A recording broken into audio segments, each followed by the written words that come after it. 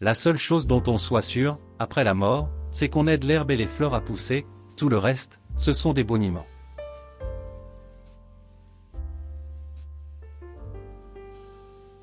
Être un véritable poète, c'est devenir Dieu.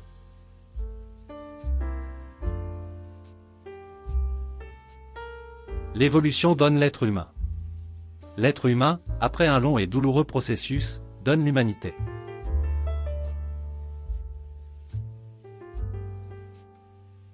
Quand vient la fin, quand tout le reste n'est plus que poussière, la fidélité envers ceux qu'on aime est tout ce que nous pouvons emporter avec nous dans la tombe.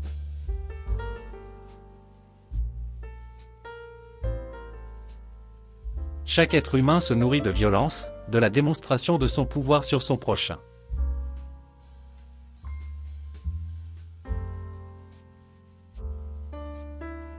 L'amour de la violence est un aspect de notre humanité. Même les faibles rêvent d'être forts afin de pouvoir manier le fouet.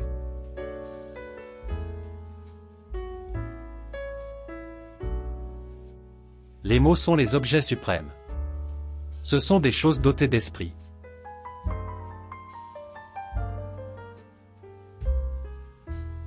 Emerton m'aurait apporté le journal du matin sur le plateau, mais j'avais appris depuis longtemps que la lecture des folies et des scandales de ce monde ne sert qu'à profaner le lever du jour.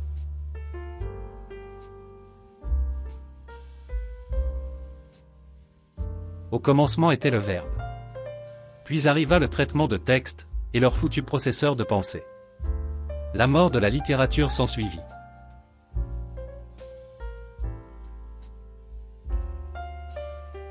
Si notre société devait un jour opter pour une dictature à la George Orwell, le meilleur instrument d'oppression serait sans doute le sillage laissé par la carte bancaire. Tous, nous représentons aussi bien des îlots de temps que des océans distincts de perspective. Voyez, vous, comme je le démontre en détail dans mon prochain et modeste ouvrage La conquête de l'Ouest, la suprématie des Blancs, acquise de haute lutte contre les sauvages occupant les terres hostiles de ce continent, a donné naissance à une nouvelle race humaine, la race américaine.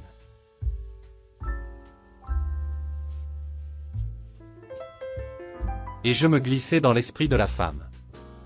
Autant enfoncer une porte ouverte. Je ne rencontrais aucune résistance. Avec un luxe de précaution, je m'insinuais le long de ces corridors mentaux, sans découvrir une seule porte close, jusqu'à ce que j'ai trouvé le centre du plaisir de son cerveau.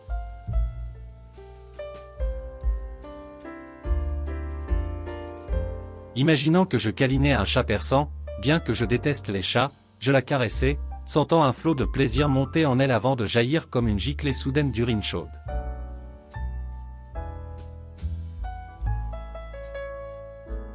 Au sommet du Cervin, le choix est clair, un faux pas à gauche et on meurt en Italie, un écart à droite et on meurt en Suisse.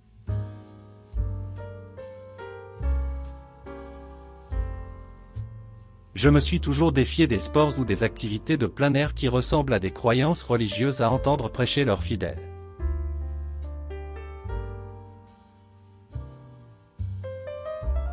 Les humains ont toujours attendu que Jésus, Jéhovah et Euté viennent leur sauver le cul, avant même qu'ils couvrent ce cul de peau de bête et sortent de leur caverne. Il faudra qu'ils continuent à attendre. C'est notre affaire, notre guerre, et nous devrons nous en tirer tout seuls.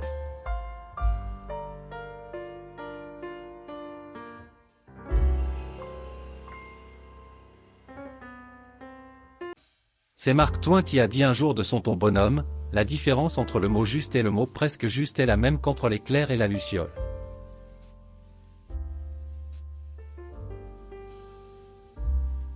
Le chemin le plus court vers le courage est l'ignorance absolue.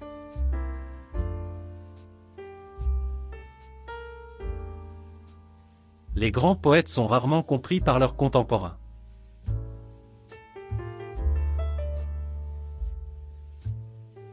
Il avait cru que s'il parvenait à comprendre la psychologie du mal, il pourrait le guérir. Mais il n'existait aucun antibiotique contre le bacille de cette peste.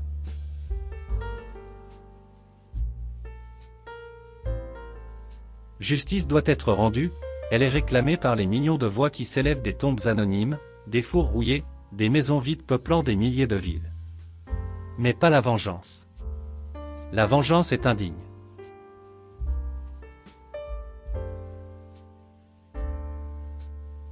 À la folie, dit-il. À la divine folie. Aux quêtes insensées et au Messie qui pleure dans le désert. À la mort des tyrans. Et que nos ennemis soient confondus.